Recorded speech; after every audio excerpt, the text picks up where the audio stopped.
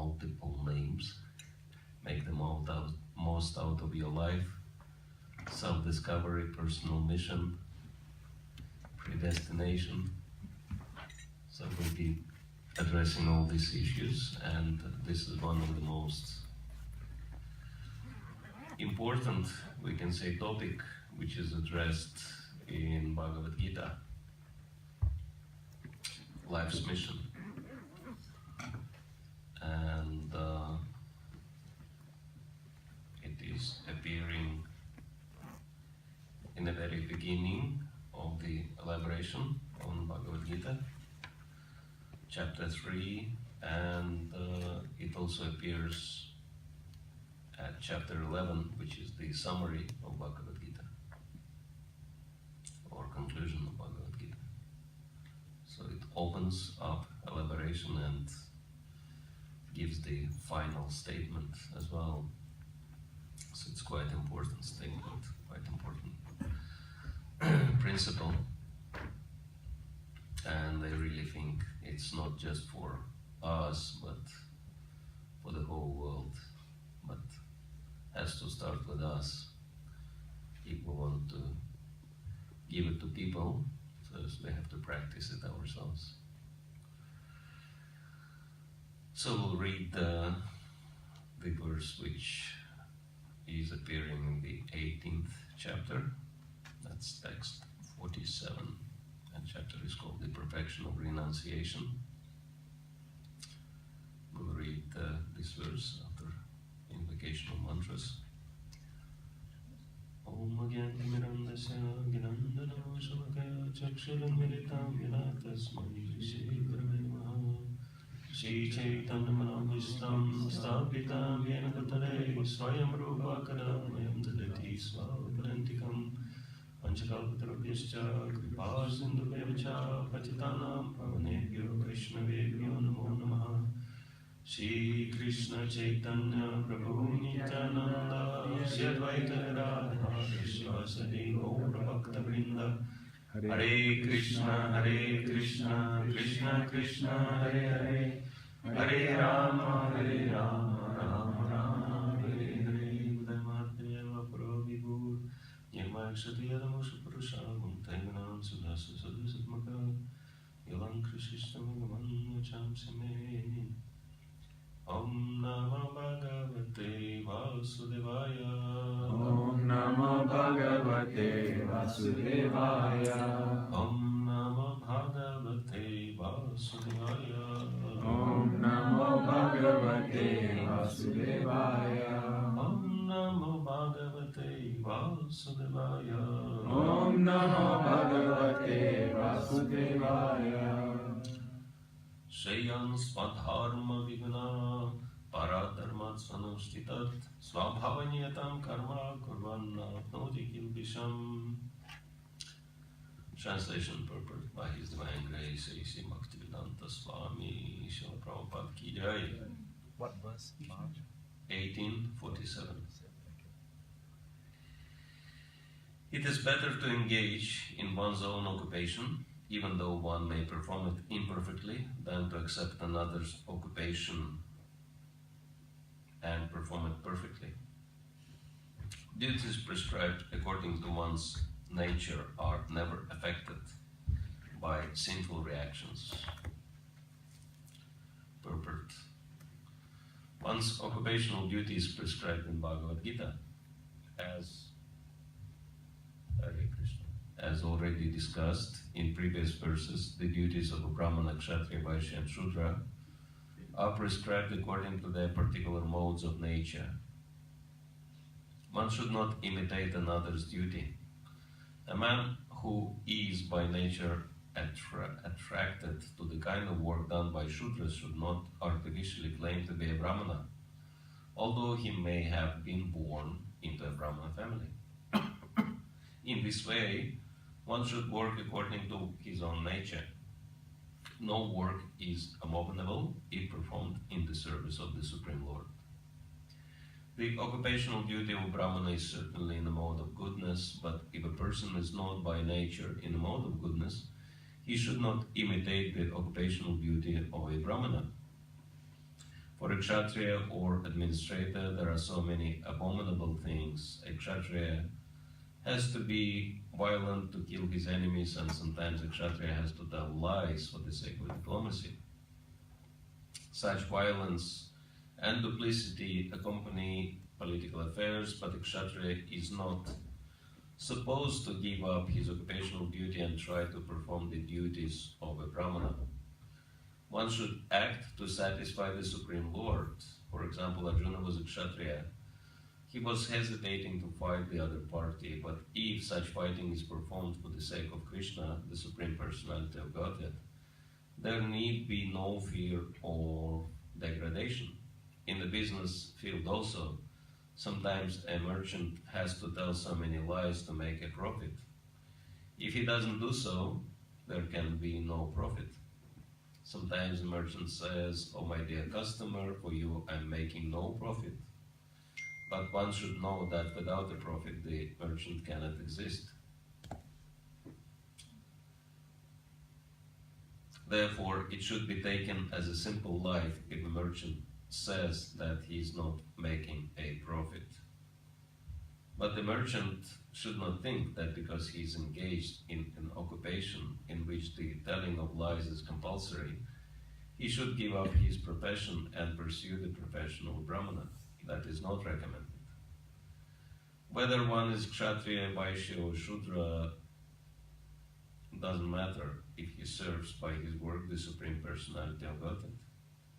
Even Brahmanas who perform different types of sacrifice sometimes must kill animals, because sometimes animals are sacrificed in such ceremonies. Similarly, if a Kshatriya engaged in his own occupation kills an enemy, there is no sin incurred. In the 3rd chapter, these matters have been clearly and elaborately explained. Every man should work for the purpose of Yagya or for Vishnu, the Supreme Personality of Godhead. Anything done for personal self-gratification is a cause of bondage. The conclusion is that everyone should be engaged according to the particular mode of nature he has acquired, and he should decide to work only to serve the supreme cause of the Supreme Lord.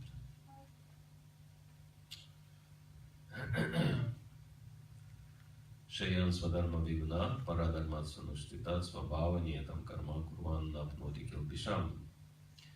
It's better to engage in one's own occupation, even though one may perform it imperfectly, than to accept another's occupation and perform it perfectly. Duties prescribed according to one's nature are never affected by sinful reactions. So,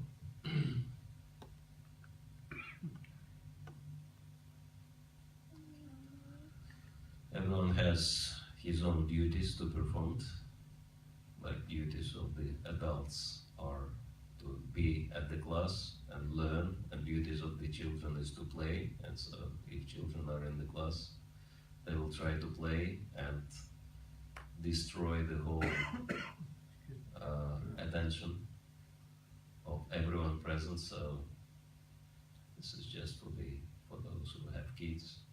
Make sure you kids do not run and do not make any noise, otherwise take them out, because they will not allow you to listen and they will not allow everybody else to listen. So one kid can disrupt hundreds of adults, right? And so it gives no one any benefit. So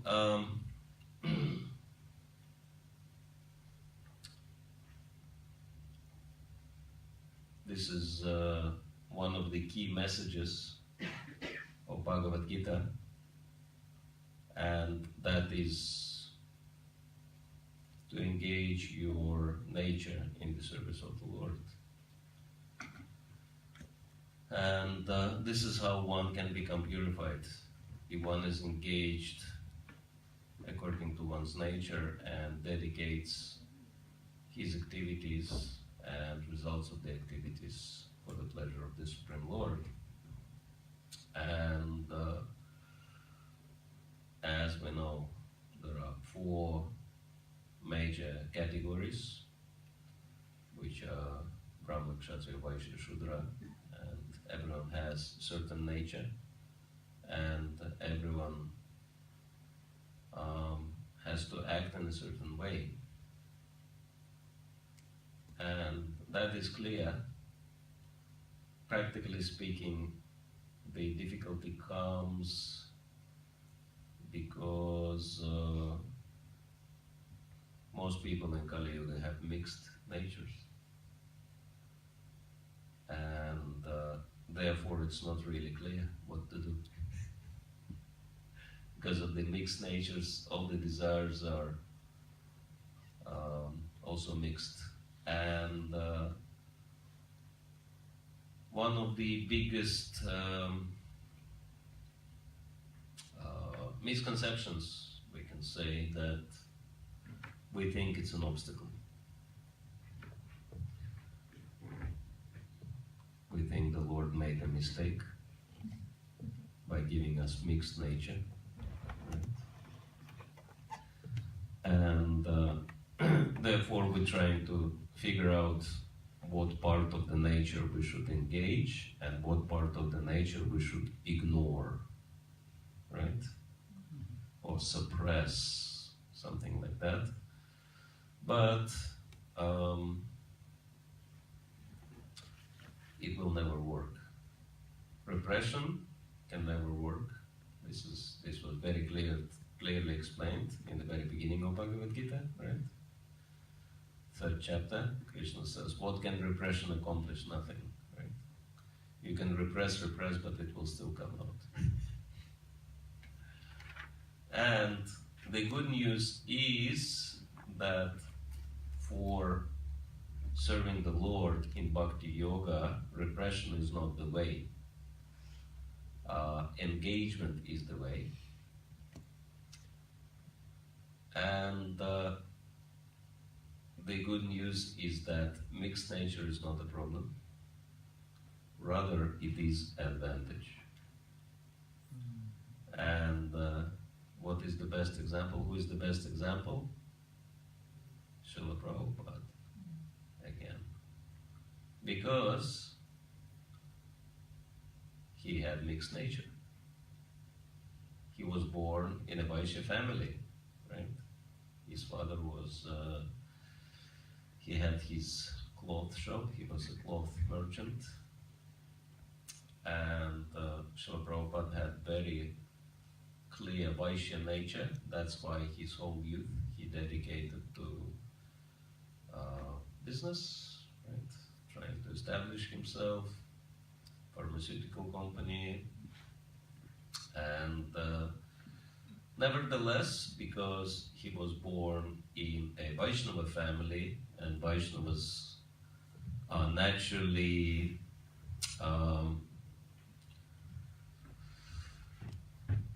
practicing Brahminical activities, such as hearing, chanting, and studying scriptures, and meditating and serving the Supreme Lord, etc., etc. So, Srila Prabhupada had Brahminical nature very strong, right? Studying scriptures and worshipping the Supreme Lord. So already two natures are there. Vaishya, Brahmana, but he also had a kind of Kshatriya spirit in him. That's why from the very early age, since he was in college, he joined Gandhi's movement, right? And was very active in political scene. And this is how he met Bhakti Saraswati, right? That his immediate question, first question was very political. How can we preach Krishna consciousness in India if we are subordinate nation, if we are, what do you call it, colonized, right, by British, we are under British rule. And so, these three natures, right, how can you possibly combine these two? Vaishya with Brahminical tendencies and revolutionary spirit. Seemingly impossible combination, but if you think about it, whole Srila Prabhupada's life was a big preparation, right, for doing what he was actually born for, what he was meant to do in his life. Because if he, first of all, if he wouldn't have that Kshatriya spirit, he would not be trying to do something that ambitious, right? What he did, spreading Krishna consciousness all over the world against all odds and taking on America. This is mind-blowing. Like the most materialistic country on the planet where no one ever tried to introduce Krishna consciousness. And it was so much harder to reach American shores than London, for example, right? If you look at the map, to go to London was so much easier for him, right? Yes. And additionally, there was already some groundwork done in London, right? His godbrothers already preached. And even though they haven't gained much, but still there were already some people familiar with Krishna consciousness and with the devotees, and so he could kind of build up on that, right? Somehow, he takes the most difficult path and goes all the way to America to start from scratch. And he was asked about it, and he was just joking that he said, you know, my godbrothers failed in London, and I was thinking, if I am to fail, at least I'll fail in a new place. But it was not actually like that. In fact, he knew exactly what he wanted to do, and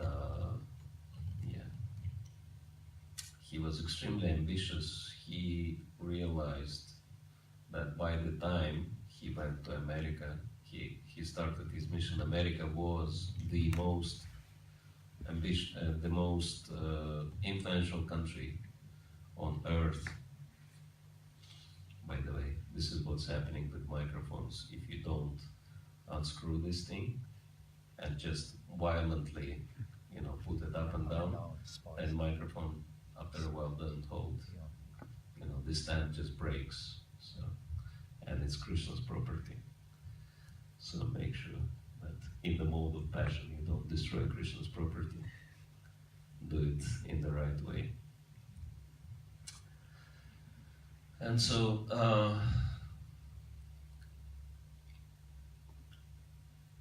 he had this ambition, and so he went all the way to America.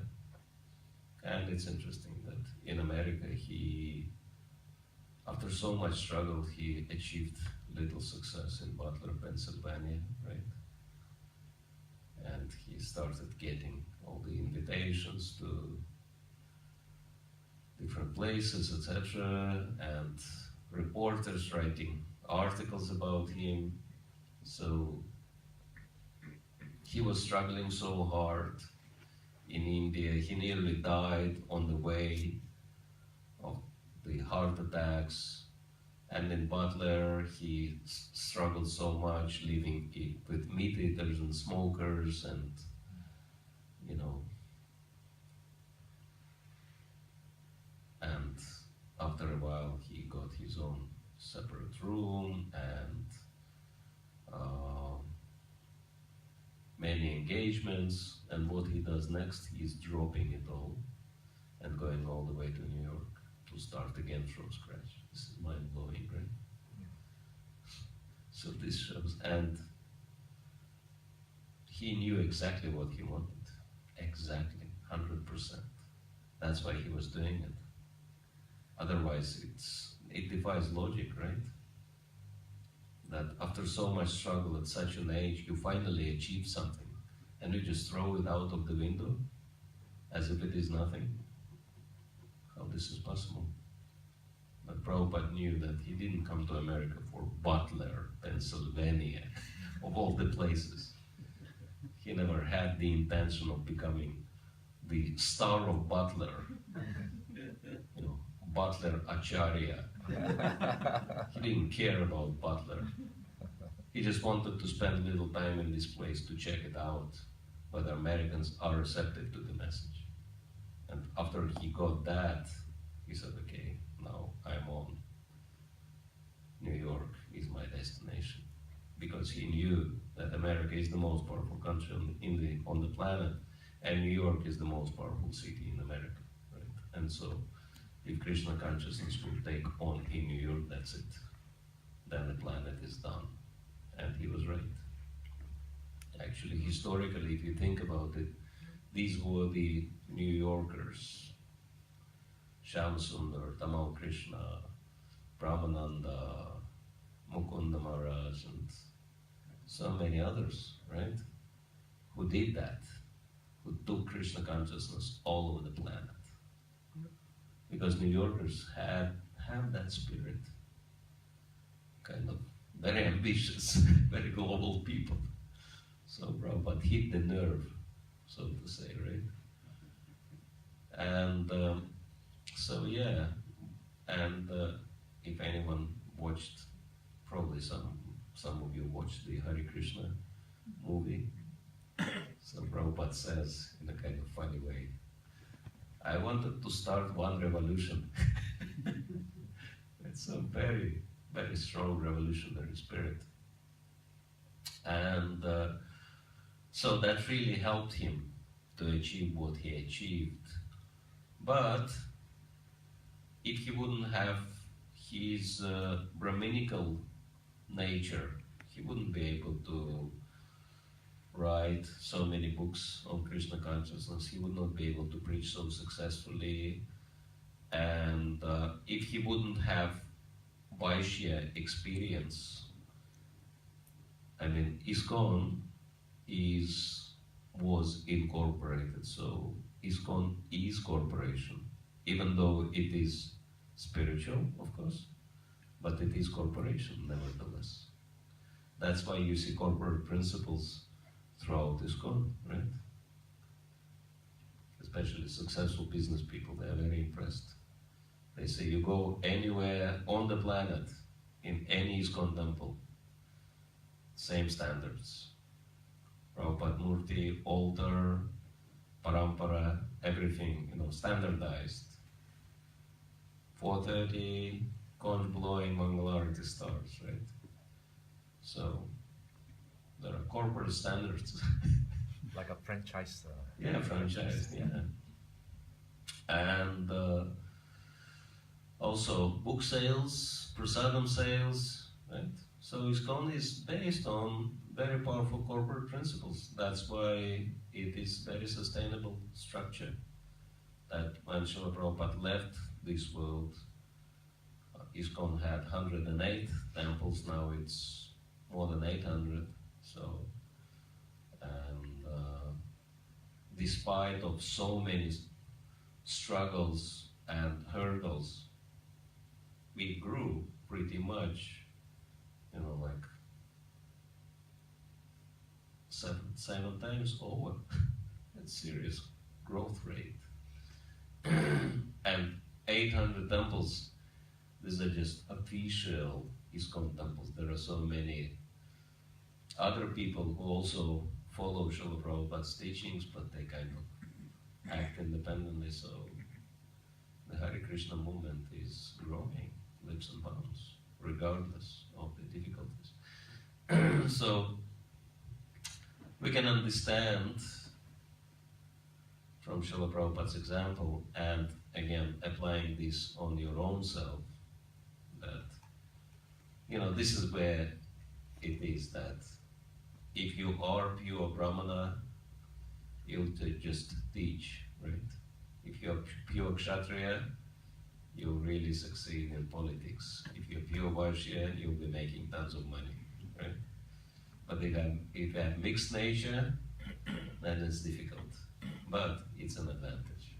And so this is the first point, right? To understand in regards to yourself that if you have pure nature is good, but if you have mixed nature, even better. There are no disadvantages. Everything is an advantage. And another point I wanted to address, which is really important, this is how Srila Prabhupada starts his purport. In the first paragraph he says, a man who is by nature attracted to the kind of work done by Shudra should not artificially claim to be a Brahmana, although he may have been born into a Brahmana family. In this way, one should work according to his own nature. No work is abominable if performed in the service of the Supreme Lord. So I wanted to address the issue of prestige, and I think in many ways, there are two major problems many devotees face, and one is lack of ambition, and the other one, high desire for prestige. And if these two are combined, it creates a really horrible situation. Low ambition with high desire for prestige. Then one does stupid things. Right? And it has to be the other way around, right? Very high ambitions with very low prestige. Strive for prestige. And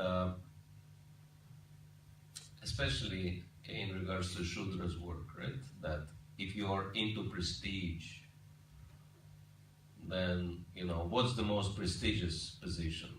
And why we discussing Varnas? Because the system which is the foundation of Vedic culture is Varna Ashram system. And so just the formula Varna Ashram means Varna comes first. Who are you? What are you doing in this lifetime, right? And then Ashram is following that. So Varna is first. That is really important. And so what's the most prestigious position in Varnashram? Brahmana, right? And Brahmana sannyasi, that's even better. Right? Most prestigious, Varna, most prestigious are ashram, that's it, got it all. So everybody wants to be Brahmana. And what's the bottom level? Shudra. Nobody wants to be a Shudra, right? It's like an offense kind of thing, like, wow, you're a Shudra, that's it. Your life is wasted. But then, looking back at ISKCON's history, again, in Prabhupada's time, we can see that historically, a Shudra have done more to the mission of Srila Prabhupada and Krishna consciousness than all the ISKCON Brahmanas put together. And I would even dare to say all ISKCON Brahmanas and all sannyasis put together. Contribution of one single Shudra overweighted all the contributions of all the Brahmanas and all the sannyasis. Anyone knows whom I'm talking about?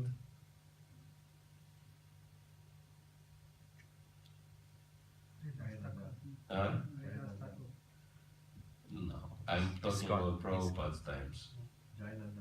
No. Ramakrishna Maharaj. No, he was sannyasi, he was Brahmana. What Shudra? No.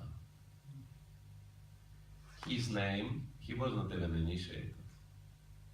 And he have done such a tremendous contribution to the mission. And his name was George Harrison. Yes. Why? Because to entertain people is Shudra's occupation, right? And the proof that it is Shudra's occupation, because this entertainment industry is very contaminated, extremely contaminated. For example, George Harrison suffered so much. If you are in those circles, there is no chance to follow regulative principles. I mean, he could, and he did abstain from non-vegetarian food. He did abstain from gambling, but that was about it. He couldn't abstain from extramarital relationships, and he couldn't abstain from intoxications. Because, this is their life. I mean, if you don't do these things, you don't fit in to that sin at all. And he was suffering because of that, because he knew to be a proper devotee, he has to follow 4 ranks. And he was coming to Srila Prabhupada and he was saying, Srila Prabhupada, that I think I want to give up what I'm doing. And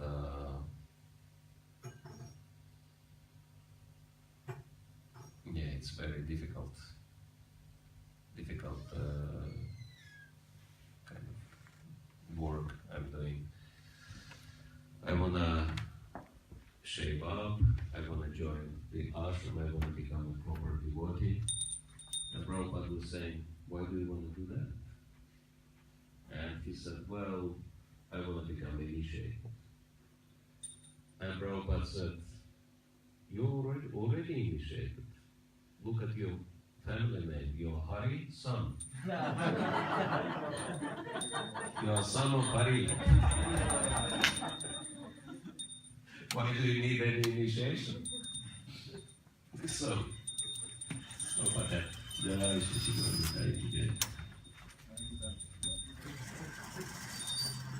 Prabhupada had a very fine sense of humor.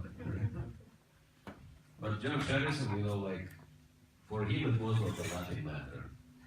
He said, but Srila Prabhupada, you know how difficult it is that I cannot follow even regulative principles. I cannot even give up smoking because, of this contaminating association, right?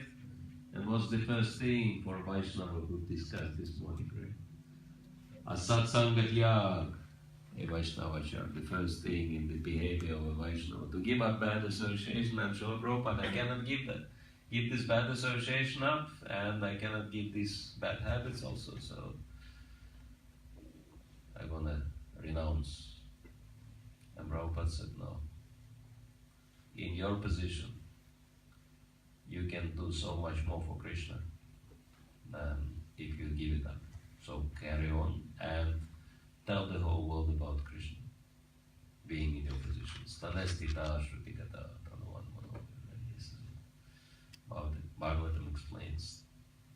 Don't try to change your position. Stay in your position and dedicate yourself to serving Krishna. And this is what he did. And he struggled and struggled. And he couldn't give up his habits.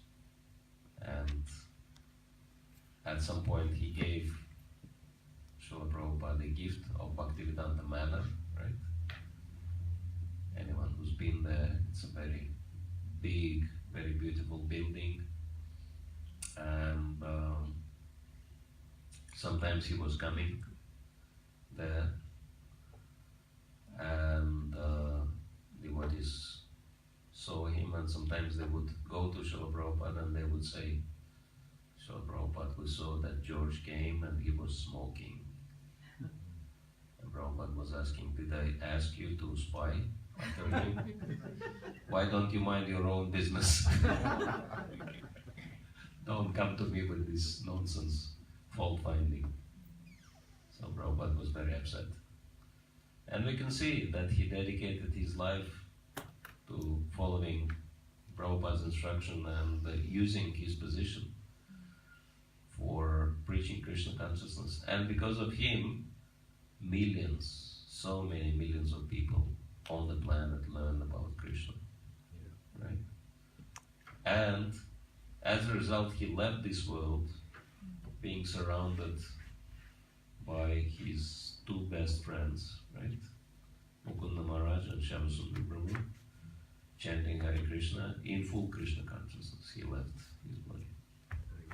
So we can see how powerful Krishna consciousness is, and especially Prabhupada's blessings, and the very fact that any position, if you dedicate it to Krishna, that can produce very powerful results. And of course, the most important thing is we saw that video of Anil Agarwal, Aniruddha Prabhu, on Sunday, right? Yeah. That he was saying, Krishna gave you a gift, and whatever the gift is, just do your best. Be the best. And that's, in professional language, it's called core competencies. Just capitalize on your core competencies. And so, these are just few illustrations that any position, any nature, it's good enough if you really embrace it and do your best according to your position. So that's, and yes, we were talking about this because Srila Prabhupada discusses in the purport that every single occupation will have its faults, but to give up your occupation because it has some faults is a wrong thing, because in this world there are no ideal positions, that you will never be able to find yourself a position with no faults, right? But if you dedicate your activity for serving Krishna, then it will help you to achieve perfection, and it will help so many other people to become perfect as well. So that's the kind of short introduction to the subject. So we can discuss any details, whatever you like to understand deeper. And also we are planning to do some practical exercises to help you discover your particular nature and then understand how to engage it in Krishna's service. And as we can learn from Srila Prabhupada's example, that nothing is an obstacle, right? Like mixed nature is not an obstacle, this is one. Some people might say, oh, but what about the age, right? Like Murlidhar can say, 64 years, what can I do? Well, we can consider Prabhupada, when did he start? So if he considers things from that point of view, he will realize, okay, I have huge advantage. I'm younger than Prabhupada, so I could do a lot more. So there are no obstacles at all if you actually focus on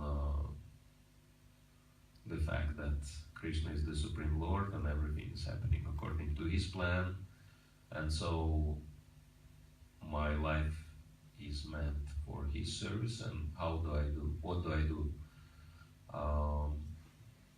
in my situation basically what is Krishna's plan for me personally. So, do we have any questions on the subject so far? Yes. Sam. Maharaj, one of the things I find difficult to implement is gauging where our endeavor affects our outcome within the complex of our guna and karma and pursuit of bhakti yoga. When do we surrender and when do we continue acting within our complex of guna and karma? Is that reference just back to sadhu, shastra, sadhu sangha, shastra and guru's instructions, or do we also have to persist in our karmic situation or our material circumstances beyond that? Yes, as we mentioned that nothing should be done in artificial way, because bhakti or Krishna consciousness is the most natural thing in the world. And so therefore it's very important for us to kind of let Guru Krishna and Vaishnavas decide what they want to see, what kind of results they are interested in, and let us decide how we can help to achieve those results according to our position and competency, etc., and nature, right? So that we should not expect others to manage our lives, because we are the best authority on ourselves. We know ourselves much better than anyone else. But this course is designed to help each of you to analyze yourself, to discover yourself, and to naturally engage your capacity in fulfilling what Krishna wants to see in this world, what Prabhupada wants to see, obviously. This is very much in sync with Krishna's desires.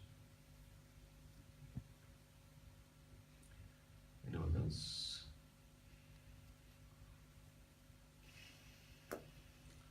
Okay. Yes. What about if, let's say, the guru can give you instructions to do something, and at the same time, your nature, you want to do something else, so there's some conflict, so how to balance this, Maharaj? Well,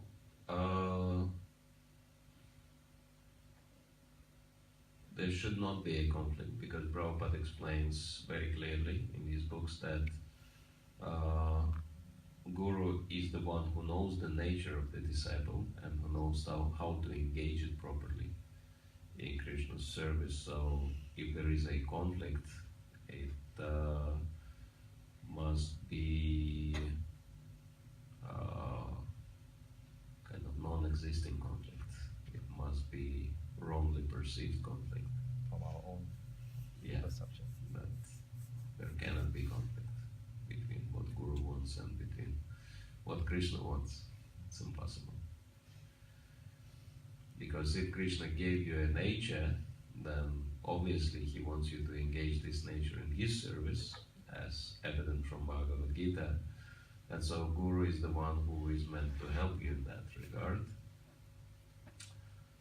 But it's important for ourselves to also realize our nature better, in order to understand how we should at the same time fulfill Guru's instruction and act in serving Krishna according to our nature.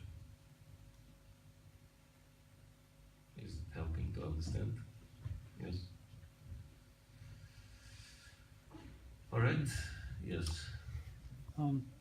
I would like to address that where such thing is I would say fluctuation. Sometimes you can observe looking at your life, that certain years you've been into some things, and then there is this like a slow shift, and it seems to be like another nature becomes dominant. So how we to handle that? And I know it's not a very big challenge for me, but for example, in the case of my daughter, she's just struggling with it. She's a good photographer, good painter, but now she's working teaching English, and at this particular point, it seems to be aligned with her as well as her nature. But how long for? She's not sure. So she cannot kind of like give it all because she's not sure. Yeah, it's the same thing, mixed nature, which is the case with almost all the people in Kali Yuga, with very few exceptions. Hardly anyone has pure nature.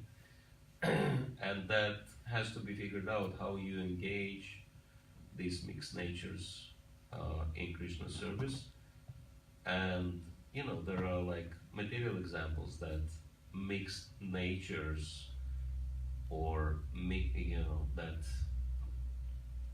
I would say that the greatest discoveries happen at the crossroads of different disciplines. Like one example which comes to my mind is neuro-linguistic programming, right? And anyone who knows about it, it's a kind of hybrid science between psychology and computer programming. Like two guys came together, and one was professional psychologist, the other one was professional programmer. And they discussed, can we program human mind in the same way as we can program computer? And so they put their knowledge together and they created this hybrid science, which took all over the world, right? And so, yeah, that things can be combined in a very powerful way if one realizes one's nature. So one thing is nature, and the other thing is mission, right? And the third thing is doing the very best for Krishna, right? Using all this. How would you describe the difference between mission and vision? Mission and vision. Well, vision comes first, then mission is the kind of plan how to accomplish the vision.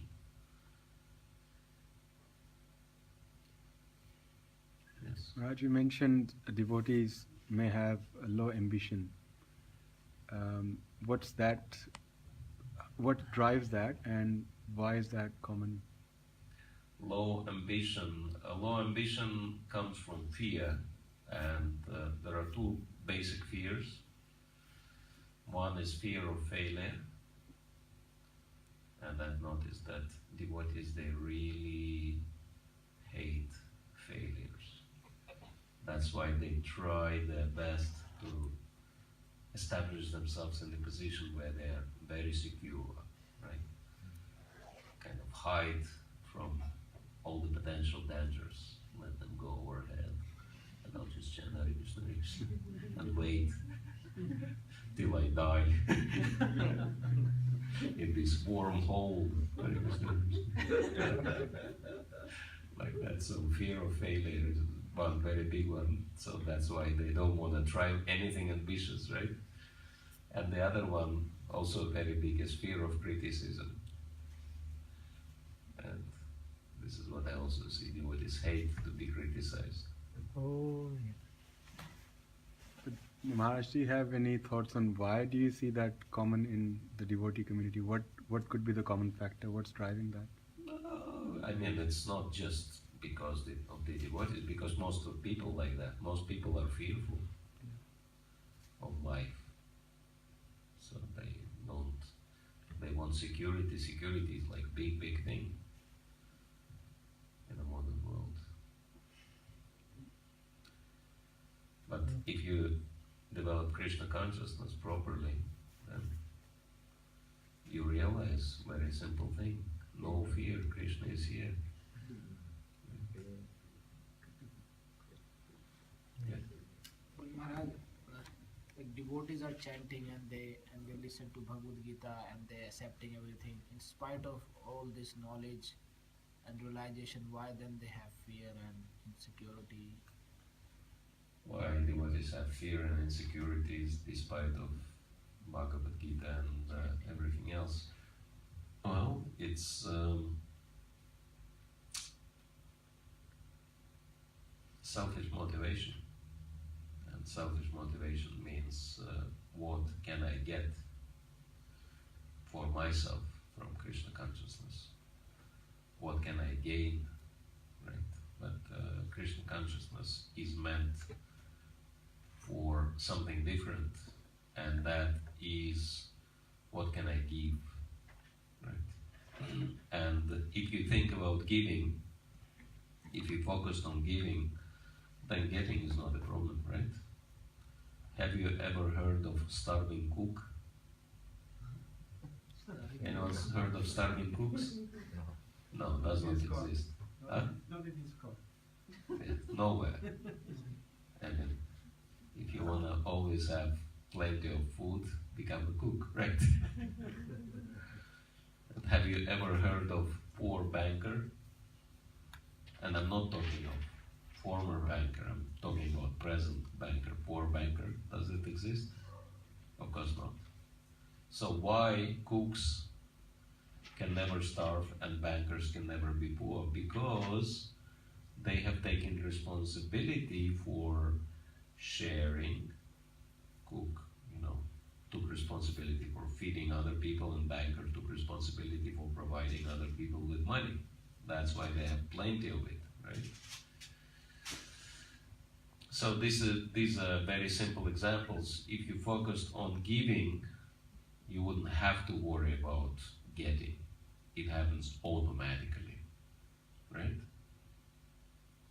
And so small thinking, small-minded thinking is a big problem. And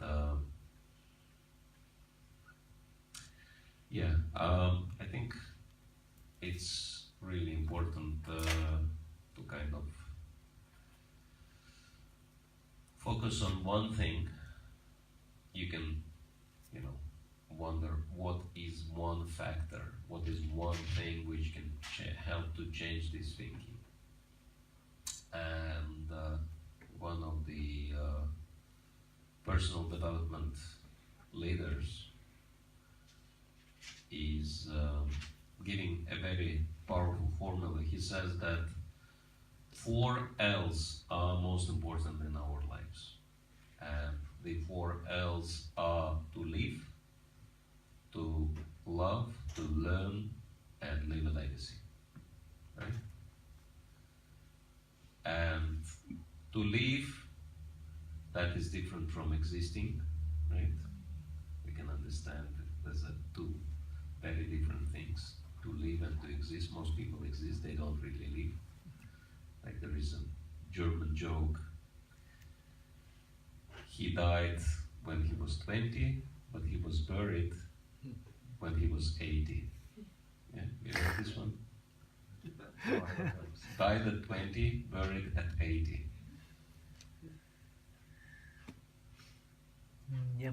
You understand the joke, right? Yeah. That at 20, like, he died, he lost interest in the world. So he just existed for the next 60 years till he physically died, right? And this is what, this is the worst thing which can happen to us, right? Just existing, dragging our feet from one day to the other instead of living full life. And so first L is really important, to live. And then, and unfortunately you can see that amongst the devotees also, they gave up on living and they, just exist. And second L is, we can say second L is learning, because you're never too old to learn. And again, like Srila Prabhupada, he came to teach the whole world Krishna consciousness, but he was learning every single day. I mean, like even small things, I could never stop being surprised. For example, how Srila Prabhupada living nearly 70 years in India without stepping outside of the country, and whole life, and you know, like old habits, lifelong habits are very strong, kind of getting used to the centigrades. And then as soon as he went to America, he shifted to Fahrenheits in no time, and he started using Fahrenheits. And so many other things. So Prabhupada was teaching, but he was learning at the same time so many things. So we have to be inquisitive. We have to have curious minds, right? It's actually one of the, the first and foremost qualification which is attributed to a disciple. And we can understand we can never become really Krishna conscious if we do not have this spirit of discipleship. And that is Tasmat Gurum Prapadeta Jigyasu Shreya Uttamam, right? That one should approach spiritual master with inquisitive mind, being inquisitive about finding out the topmost beneficial activity or position, right? How can we kind of benefit ourselves and the world on the topmost level? And so, yeah, this curiosity or inquisitiveness is really important in our spiritual development. So, yeah, we have to learn things all the time. Teaching and learning, these are two most important, first and foremost qualifications of a Brahmana. And a good news, if you're practicing Krishna consciousness, you already have Brahminical nature in you. Because tendency to study scriptures and chant japa and everything else is a clear attributes of Brahmana. And so third, L, love. Of course, loving the Supreme Lord and loving other living entities, loving the world, loving other people. We can see in Prabhupada it was so clear. Like one disciple was asking Prabhupada, how come that everybody loves you? He said, it's very simple, because I love everyone. So love is reciprocal. And fourth one is the most important. We can say that fourth one is the epitome, the topmost achievement in our life, and that is leaving a legacy. And we can see that this is the most powerful thing about Srila Prabhupada, right? Because he left such a powerful legacy behind, that's why his example is so impressive. That's why, we read about him, that films are made about his life, etc., etc. Because of the legacy, very powerful legacy. Anyone can give example of Prabhupada's legacy. Everyone still benefits from. Anyone? Books. Yes, Prabhupada's books, Prabhupada's teachings, lectures, Prabhupada's temples. Anything else? Hospitals? Chanting japa. Huh? Chanting japa. Chanting japa. Yeah, Food for life. Huh? Food for life. Food for life, yeah, food relief program also started by Prabhupada. Anyone else? International organization. Yeah, ISKCON. Yes. Rath Yatras. Ratha Yatras. GBC. Harinams, GBCs. GBC. Huh? Mahamantra, Gurukul. Farms. Farms. Standards. Yes. Standards. Standards, yes. Cow protection. And probably the greatest legacy is trained disciples, right? Who carry on his mission. I would add his own example. Yes, of course, his own example. And so, yeah, the legacy is the thing which we have to focus on. As someone said, who will cry when you die? How many people will cry? Maybe some people will cry of joy, tears of joy. Finally! Better late than never.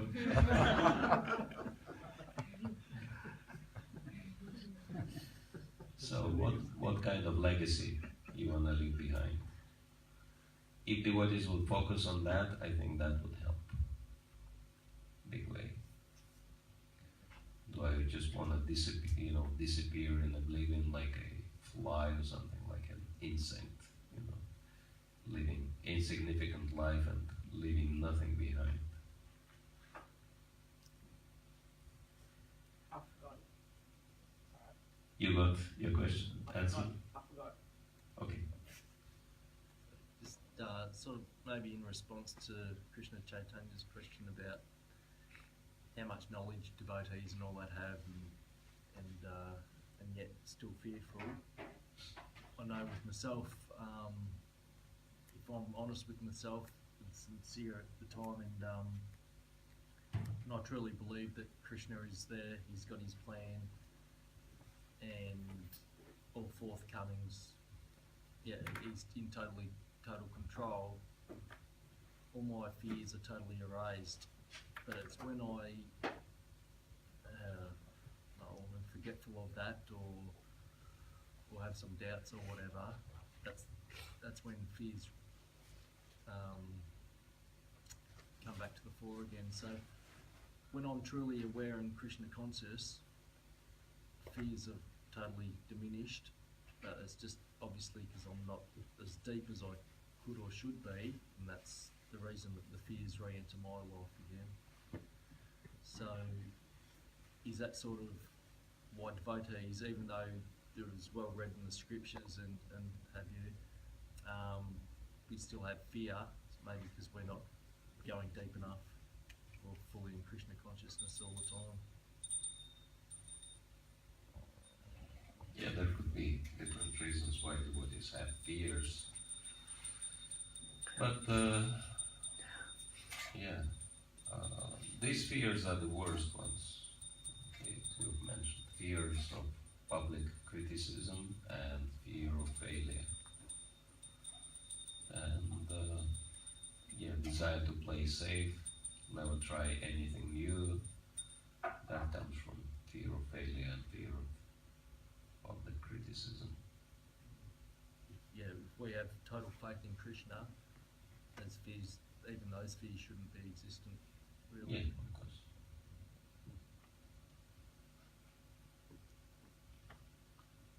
But yeah, that you can see that Prabhupada had no fear because you can say he had a good karma. He was born being Abhay Charan, right? Fearlessness is part of his name. But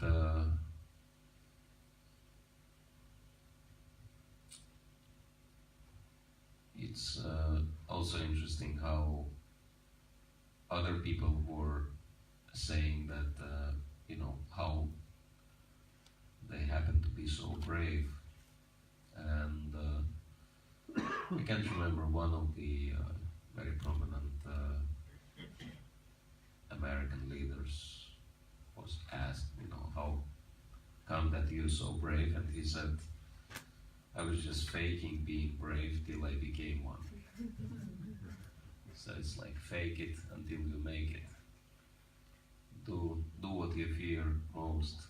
And there is a kind of joke that never afraid of doing something you don't know or you cannot do. Always remember that, the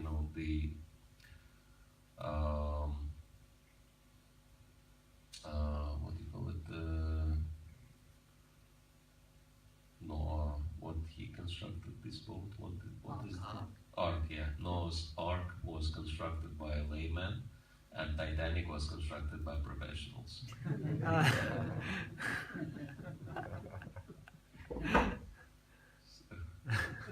Never be afraid of doing something you don't know anything about.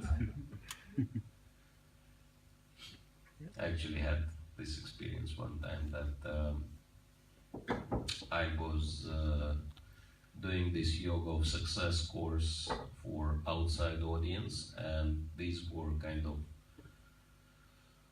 professional psychologists, and they were interested in Bhakti Yoga philosophy and practices, so they were interested how to apply Bhagavad Gita's principles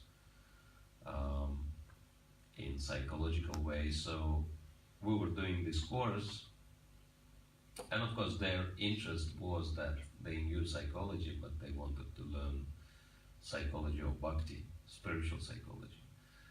So they were curious, but then there was one devotee there on the course, and he has a doctorate in psychology, and he's very old devotee as well.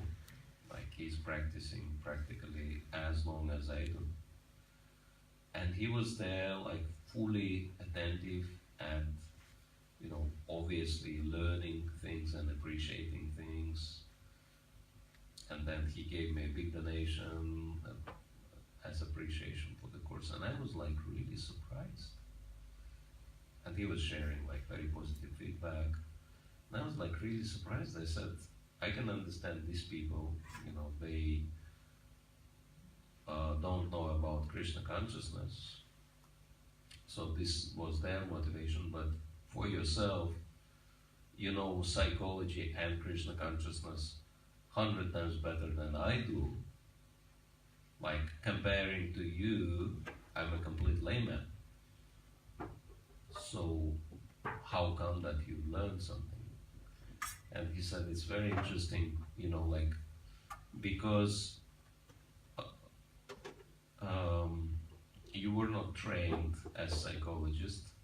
Just because you are a layman, you had no, you know, like what do you call it, patterns installed in your mind. You know, like they are getting trained and they are told that this is right, this is wrong.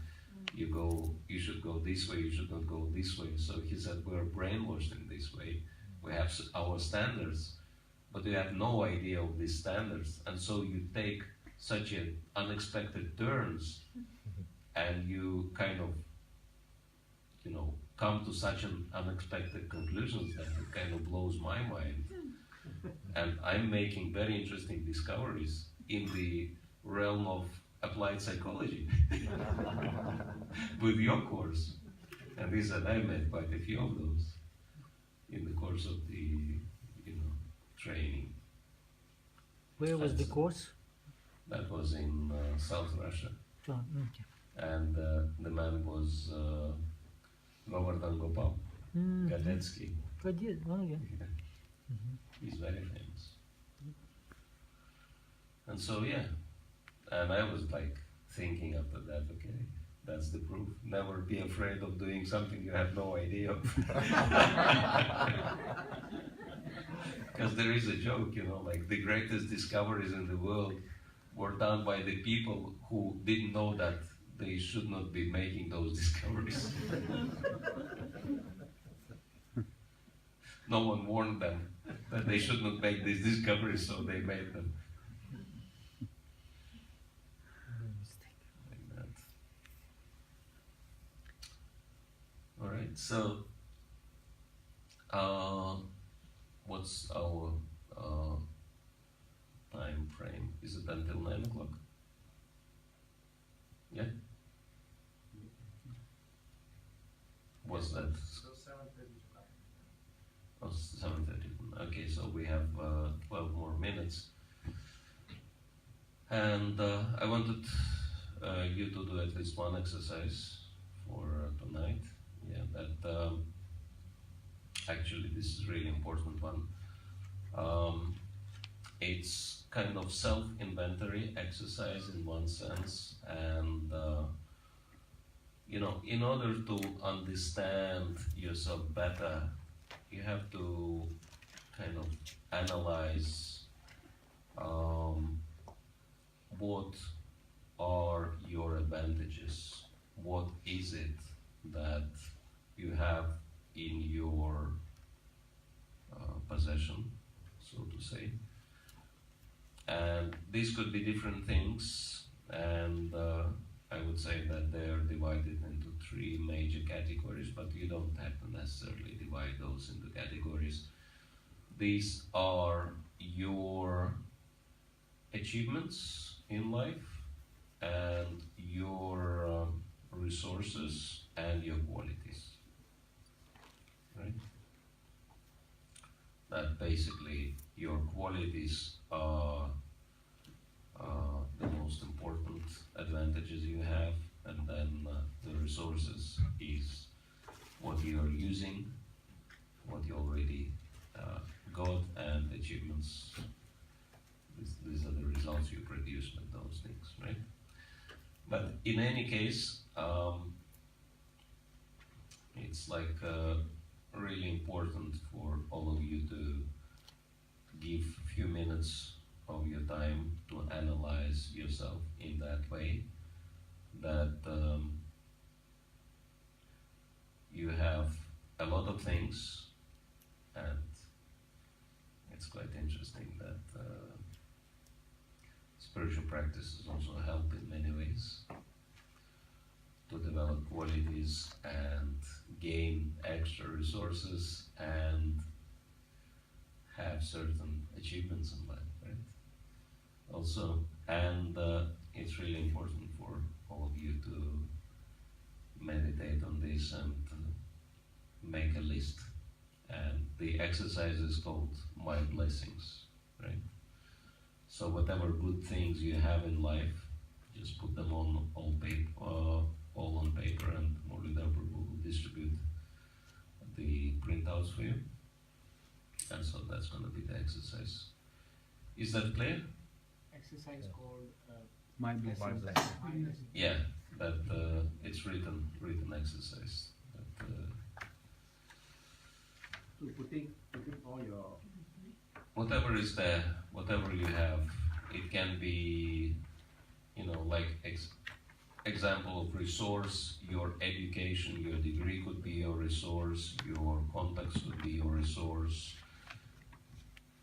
whatever, right? Your house could be your resource, your business could be your resource, so many things, right? And Contacts. then, Contacts. yeah, your contacts could be your resource, and then certain achievements, what you have done in your life, that put it all on paper, as well as your qualities. Definitely, you wouldn't be able to do much in your life without having certain qualities to help you to achieve what you achieved, right? Okay, so if it's all clear, please start putting things down on paper, and we're gonna have a competition. Whoever will come up with longest list will be a winner.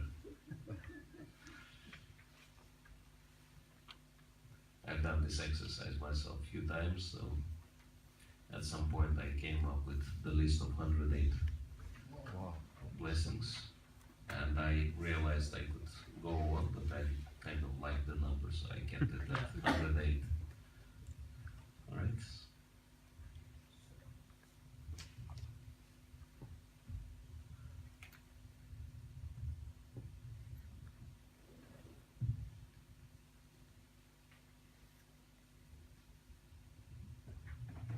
I believe you have 32 points on your list, so try to fill it.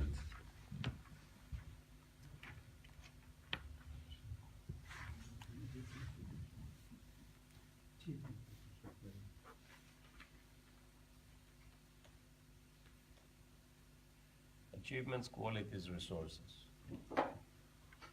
Three major categories.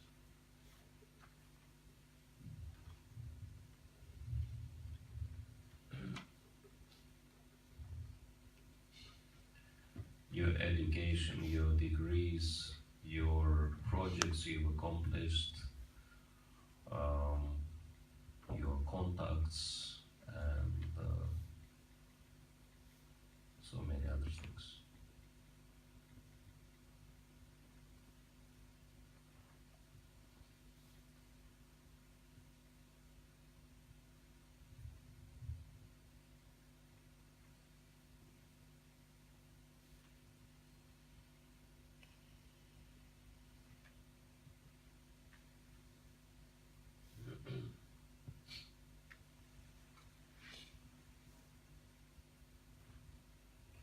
Opportunities which are open for you.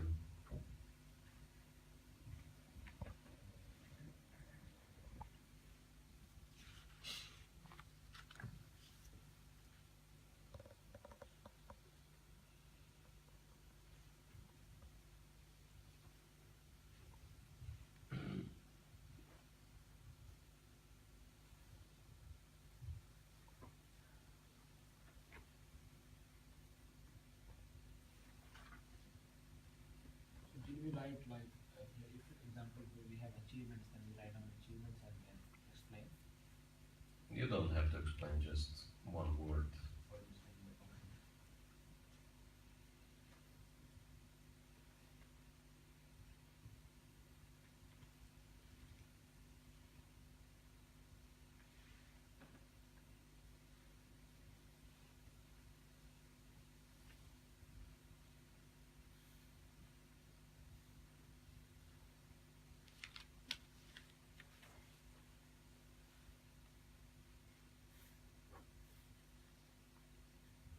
And that should include your professional and your spiritual lives, both, right?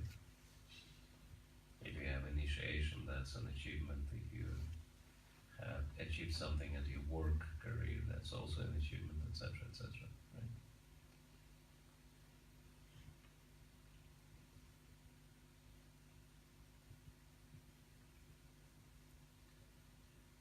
Certain experiences you had, that's also an achievement and resource as well. Certain things would be both achievements and resources. Normally they are connected.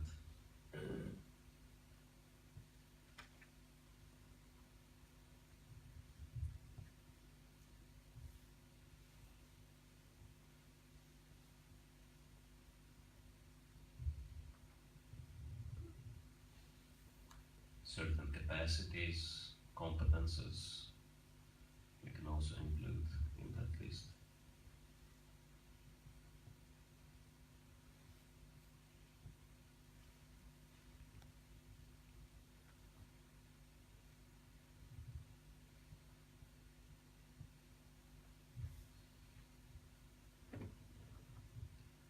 And don't forget qualities.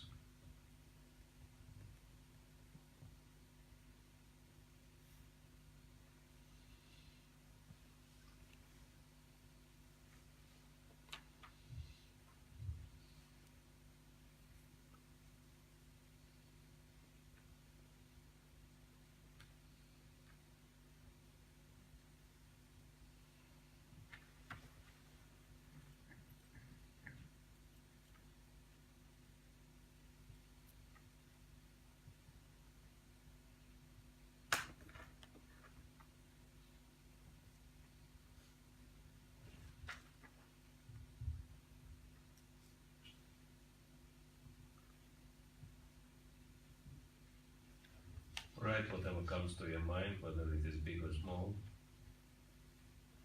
The longer the list, the better.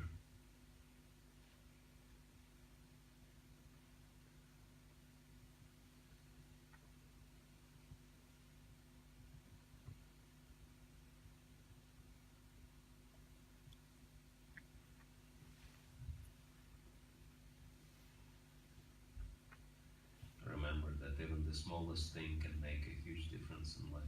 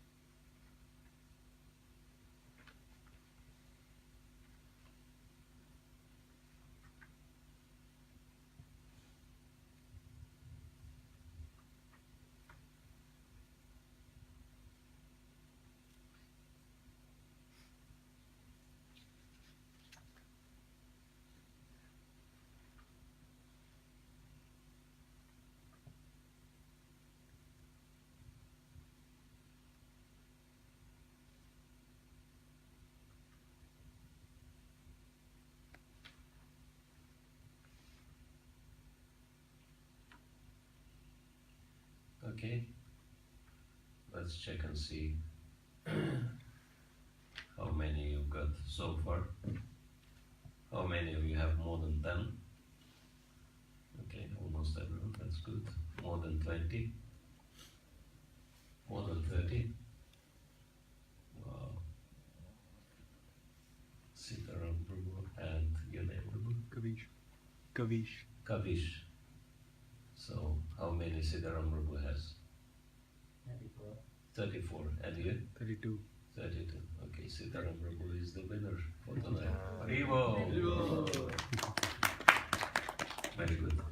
And so, we'll stop here, and please meditate on the list and try to add more points to it.